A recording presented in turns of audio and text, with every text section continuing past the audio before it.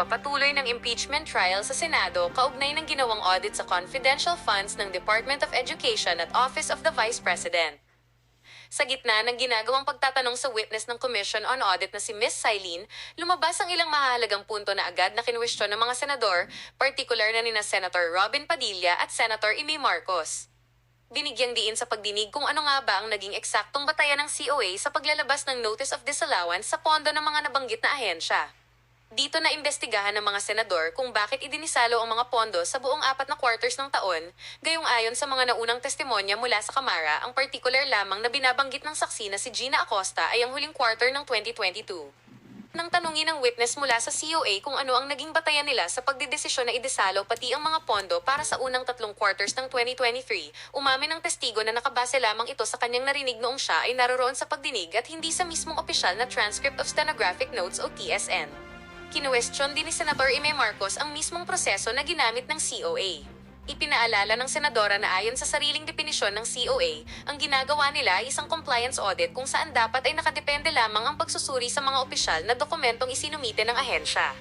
Subalit sa naging tugon ng saksi, inamin nito na gumamit din sila ng mga external documents tulad ng transcript mula sa pagdinig sa House of Representatives at iba pang impormasyon na nakuha pagkatapos ng submission ng liquidation. Nang tanungin kung tatanggapin din ba ng COA bilang ebidensya ang mga balita sa dyaryo o post sa social media basta sa tingin nila ay relevant, isinagot ng saksi na pinapayagan sila sa ilalim ng kanilang circular na mag-rely sa iba pang dokumento na sa tingin nila ay kinakailangan sa audit. Bukod dito, kinumpirma rin ng witness sa ilalim ng pagtatanong ni Senator Marcos na sa kasalukuyan ay wala pang opisyal na finding na mayroong nangyaring fraud o panluloko sa DepEd dahil ang ginawa lamang nila ay isang compliance audit. Inamin din ng saksi na wala pang nailalabas na Notice of Finality of Disallowance o NFD sa mga pinag-uusapang pondo para sa 2022 at 2023 na nangangahulugang may mga legal na remedyo at proseso pa na pwedeng daanan dahil hindi pa pinalang desisyon. Sa kabilang banda, ginamit din ni Senator Robin Padilla ang kanyang oras upang klaruhin ang usapin kaugnay ng seguridad at seguridad ng mga estudyante sa mga paaralan. Binigyang diin ng senador ang mga ulat mula sa pulisya at sa National Intelligence Coordinating Agency ukol sa recruitment ng mga child warriors at aktibidad ng mga rebelding grupo sa mga paaralan. Kinuwestiyon niya kung hindi ba responsibilidad ng DepEd Secretary at ng Vice President na protektahan ang mga kabataan at labanan ang ganitong banta sa seguridad gamit ang kaukulang pondo. Bago nagwakas ang pagdinig, uminit din ang tensyon sa pagitan ng prosecution at defense panel matapos maghain ng manifestation ng Defense Counsel kaugnay ng isang post sa social media ng isa sa mga private prosecutors habang gumugulong ang trial. Iginiit ng defense panel na labag ito sa decorum at sa Rule 18 ng impeachment rules na nagbabawal sa mga kalahok na magbigay ng komento sa publiko o sa social media ukol sa kaso. Agad namang pumagitna si Senate President Francis Chiz Escudero bilang presiding officer. Binalaan ng Senate President ang magkabilang panig na patuloy na binabantayan ng korte ang kanilang mga pampublikong pahayag. Inihayag ni Escudero na maglalabas ng opisyal na ruling at utos ang impeachment court sa darating na Lunes upang tiyakin na nasusunod ang mga alituntunin at maipagpatuloy ang maayos na daloy ng pagdinig. Information and guidance of the senator judges. The document being identified by the witness is unsigned, is not notarized, not under oath. And it is only as to the fact that they used this document in their investigation or as part of their investigation, but not as to the truth of the allegations contained in that unsubscribed document that was not made under oath. Also unsigned, Your Honor. Sorry. Unsigned. Also May I make unsigned a because there's a manifestation, Your signature, but it appears to be a photocopy, so it doesn't qualify as a signature. With the additional manifestation of the respondent, so noted, what is the manifestation of the counsel for the prosecutors? Your Honor, based on the ICC, as relayed to us by our witness in the next article or in the last article that we will present, the ICC does not require notarization of document.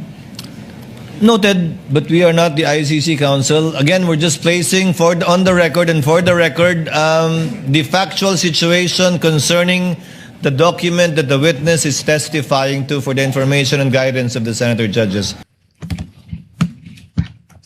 For the prosecution,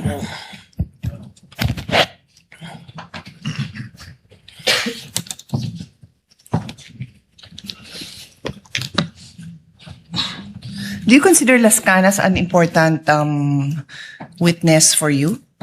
for the prosecution. With all due respect, Your Honor, the purpose of the testimony is to present what transpired during the investigation of the Special Task Force.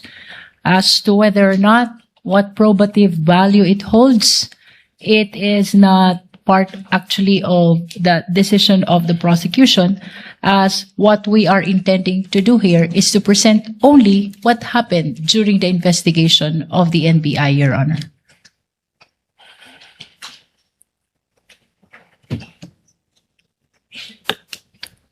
Mr. Presiding Officer, the rules of evidence are very clear. You either present a witness who provides your testimony, or you present a document. And in terms of documents, Rule 132, Section 19, says there are two classes of documents, public documents and private documents. Included in public documents are documents acknowledged before a notary public. Yung pinakitang document is not acknowledged by a notary public. Pwede naman din ang private documents, that's the other class. If it can be shown and authenticated in any of the following manner. The person saw the document executed or written. Nakita ba ng witness mo na sinulat yon? Nakita ba niya? Your Honor, we can... No, please answer my question. No, Your Honor. Oh, the next manner of authenticating by evidence of the genuineness of the signature or handwriting of the maker. The defense said, ni walang original signature doon. Do you disagree with that? We don't, Your Honor. Okay. And the third, by other evidence showing its due execution and authenticity. Did you provide? No, Your Honor. Okay. So simple lang, Mr. Presiding Officer. They're trying to prove something by showing a document that any law student, even yung mga kababayan natin na nakikinig na ngayon na ang dami ng alam sa procedure, will tell you na hindi acceptable yon. And with all due respect, katulad din nung kahapon na humingi ako ng payo sa inyo, again, I will not name names, we had a discussion in caucus na you cannot unsee what you see. You cannot unhear what you hear. So pinalabas yun. Wala akong problema na palabasin yun, pero do your job and present the proper witness and the proper documentation to do that. Do your job. I'm addressing this, Mr. Presiding Officer, to us as a body. Kasi hindi tama yun. Magdidesisyon tayo, you warn us, pero pinabayaan natin na makita yun. Minamarkahan pa, submarkings. What's the purpose of all that? May I respond, Your Honor? Not really. I don't believe because there I was a already question. answered. I already asked you the questions, and you had a chance to respond. Yes. There was no question posed, or I was There's none, yes. telling the lead prosecutor. I move to my next point, Mr. Presiding Officer. Our jurisprudence is very clear, no? A witness must be competent and credible. Di ko na babasahin lahat yung jurisprudence natin dyan dahil kompleto na yung record natin dyan. But there is also also included in our rules, Rule 132 on the rules of evidence, and I'll read it. A witness may be impeached by the party against whom he or she was called by contradictory evidence, by evidence that his or her general reputation for truth, honesty, or integrity is bad, or by evidence that he or she has made at other times statements inconsistent with his or her present testimony. So this is the rules, no? Siguro we can, well, I'm reading the rules, so we can take notice of this, that this is what our rules say, and I don't think anyone will contradict that. Again, there are lots of cases supporting this. So,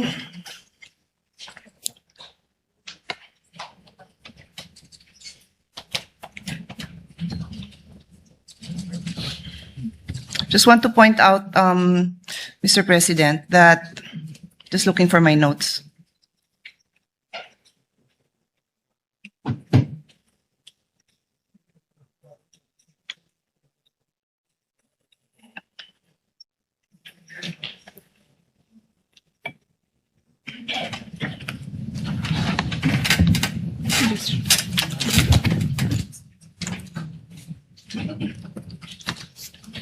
Sorry, with the indulgences of the body, I'm just looking for my notes because I want to be accurate in my the next statement that I'm going to read into the record.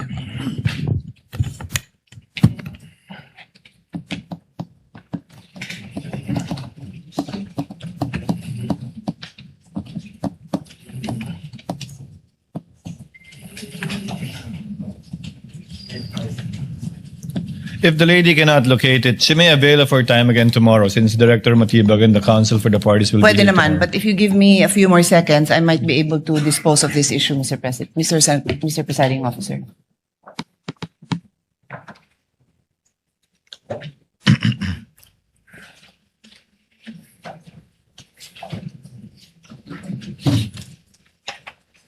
Okay, I won't delay I can paraphrase it, but I think it would be best if I look at the record, so I will just avail. The presiding officer will give the witness will be lady here. first crack at interventions by a senator judge tomorrow after the cross-examination of the counsel for respondent tomorrow.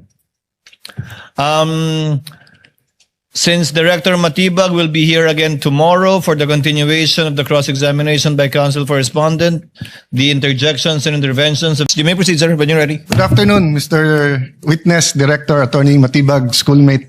Good afternoon, sir, Your Honor. Yeah, just on that point ni Senator Bam, I understand as a law enforcer, as an investigator, you have to take all threats seriously. I'll ask you the same questions I asked the two NBI officers, and I do understand they were not under your supervision during that time dahil dun pa sila kay Director Santiago. No? I won't ask all the questions, but you did review the whole video or just the portions relevant to the statement of the Vice President na no joke, yung November 23. Your Honor, napanood ko po yung video, but you're correct, I focus mainly on the issue that is being So undertaken. simple question, paano naging process kung anong parts ng video at ng statement niya ang paniniwalaan mo or ng task force? So it's not personal. I mean, if you were in the task force or as you said, you created a task force now at duty nyo yung safety ng high government officials. Anong process nyo kung anong parts ng video ang paniniwalaan nyo at hindi? Ng statements niya, what I meant. Well, ang ginawa po natin dyan, doon po mismo sa konteksto ng kanyang sinabi na humanap siya ng papatay at inutos niya na papatayin ang tatlong individual at yun po ay pumayag yung papatay at sinabi pa niya no joke, doon pa lamang po ay na pong nakita yung pong ating hinahanap po na mga pwede niyang pananagutan po sa batas. Well, as an appointee of this government, as a lawyer, as an NBI director, I see your point and I get that. But what I meant is that before that statement, sabi kasi niya, kung papatayin ako, I mean, the record will bear out naman yung eksaktong sinabi niya. No? So this is my paraphrase. But ang pagkaintindi ko sa sinabi niya, kung papatayin ako, eto yung tatlong papatayin mo. And ang impression ko, pinagbibintangan niya yung tatlo na may plot against her. So, yun ang tanong ko dun sa two previous NBI directors. If you're gonna believe that she contracted or talked to, may kausap, no? Siya, if you're gonna believe that may kausap siya at papapatay yung tatlo, will you not believe the previous nung sinabi niyang kung ako naman ang papatayin? Hindi po ganoon, sapagkat ang tinignan na nga po natin ay yung kanyang mismong pagbabanta. At sa amin po, sa ngayon, yung aking pong task force na nag-iimbestiga, ay malinaw po na ang tinitingnan ay kung ano na ang nangyari dahil doon sa pagbabanta. Okay. At sinasabi nga po namin, dahil po doon sa pagbabanta, ito po ay umabot na, doon na po sa level na ang national security nataya na po, na kompromiso na. Sapagkat marami na pong lumalabas, tuloy-tuloy na pagbabanta. So doon na po natin ito tinitingnan. Yes. In the same video, she mentioned massive corruption. But wala pa dyan kasi yung kayo speech at flood control investigation. So, same question, Director. Naintindihan ko, yun yung pinaniwalaan nyo. May kausap siya, no joke. Pero ang question ko, paano yung proseso nyo or anong naging thinking nyo na etong papapatay yung presidente, pinaniniwalaan ko, pero etong siya ang papatayin, hindi ko paniniwalaan, at etong graft and corruption, hindi ko rin paniniwalaan. What's the process there? Well, ang proseso po dyan ay tinignan naman natin doon po sa pagbabanta niya kung sa grave threat po yung pag-uusapan natin. Alam naman po natin na yung threat na yan is absolute dahil nandoon naman po yung elemento eh. Doon naman po sa sinasabi namin na tuloy-tuloy na pag-iimbestiga dahil ito nga po ay umabot na sa level lang na naapektuhan ng national security. We take into context yung mismong sinabi niya na meron siyang kinausap at yung kanyang kinausap ay pumayag. Yung po kanyang sinasabi na kung papatayin ako, that is supposed to be na statement niya sa aming pong pananaw just to cover yung kanyang pagsasabi na siya'y may kinausap para patayin ang ating Pangulo. Okay, I won't argue with you, yun yung proseso nyo. But in the meantime, there were 3 statements. Massive corruption, kung papatayin siya, patayin. So, focusing dun sa patayin yung 3 kung papatayin siya, in the meantime, tumutuo yung yung massive corruption, lumabas afterwards, di ba? So, just one other point. At the beginning of the prosecution's questions to you, and I think the defense had a question about what can you investigate. Can you repeat your answer?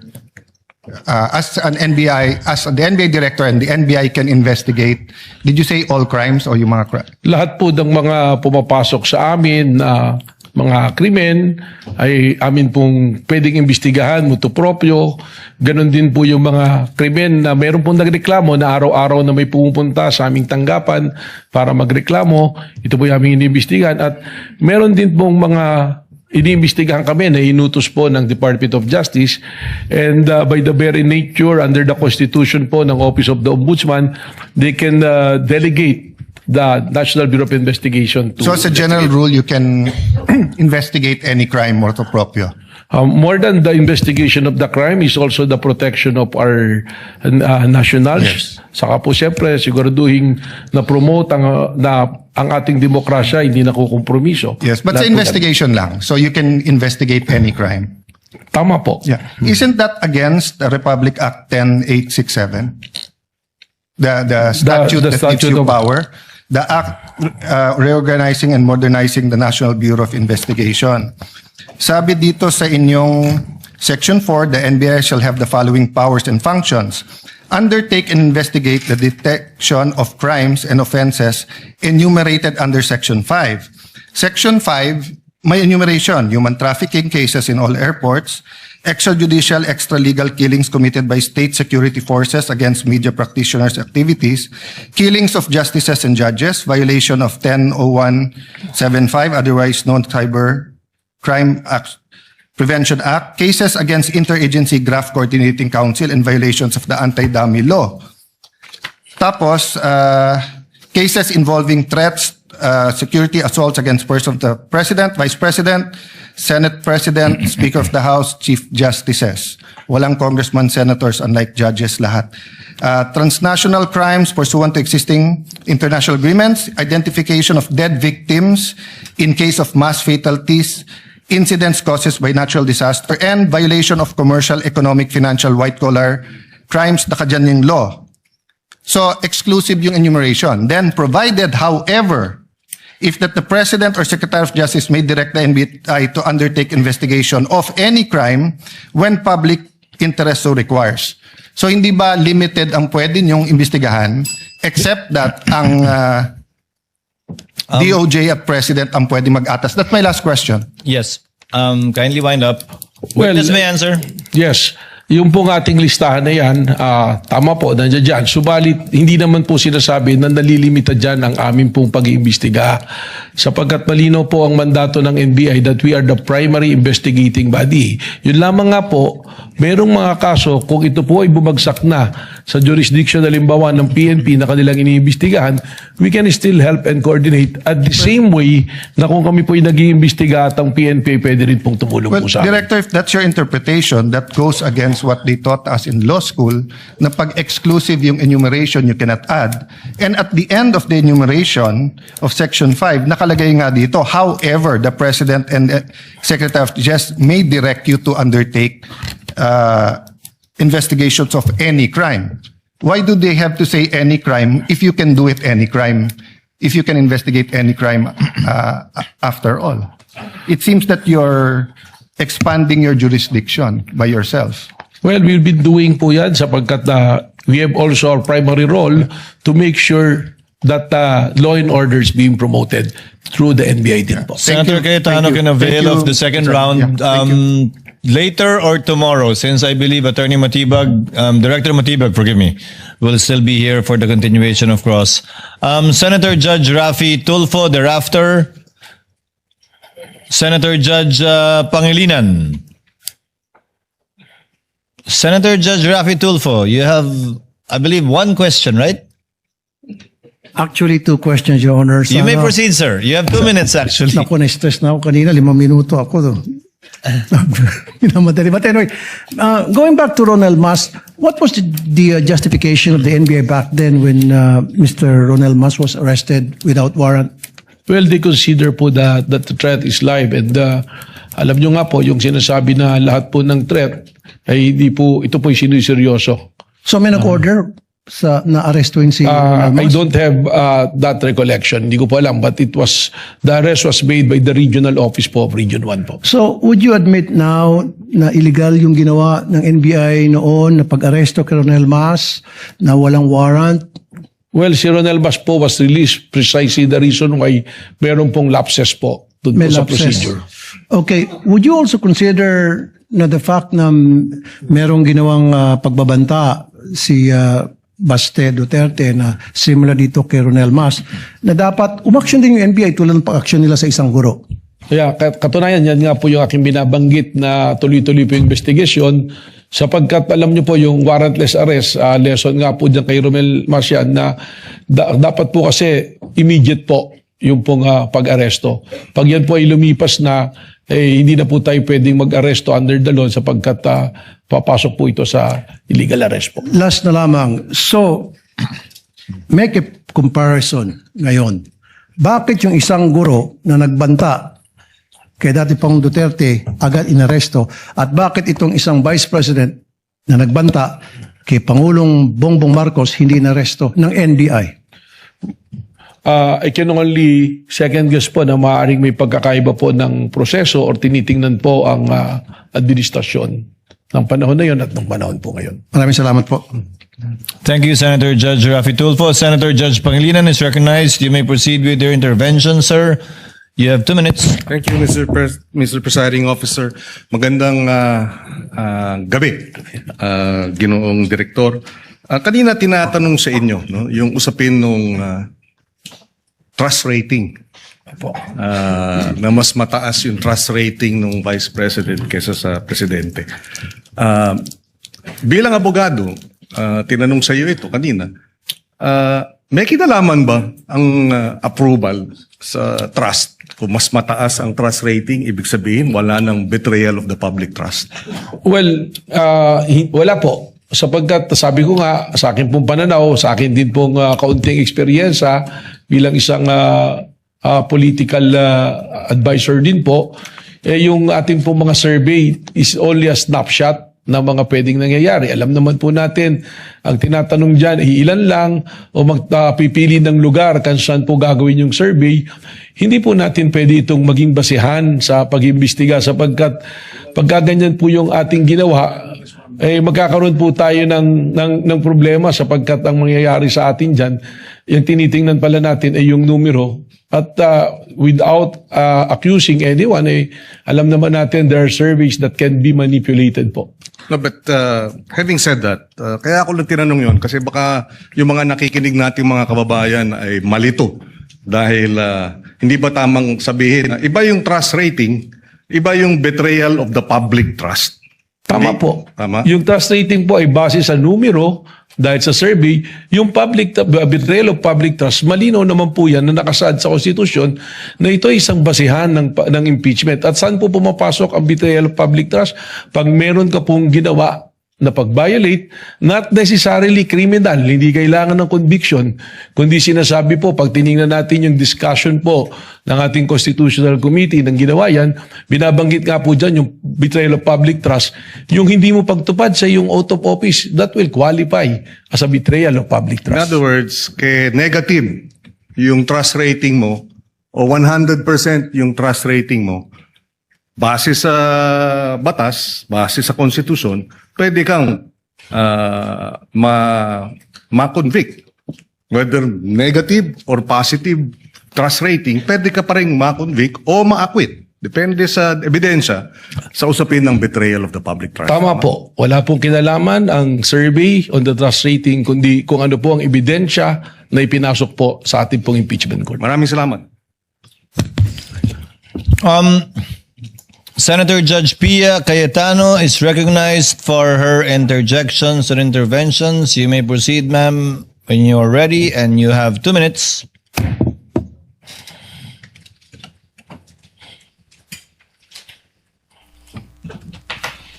At dyan nagtatapos ang usapan natin ngayon. Kung may gusto kang idagdag o reaksyon, i-comment mo lang sa baba. Boses mo'y mahalaga. Huwag kalimutang i-like, share, at subscribe para sama-sama nating palakasin ang tinig ng bayan. Hanggang sa susunod, tandaan, ang may alam, may laban! Awesome!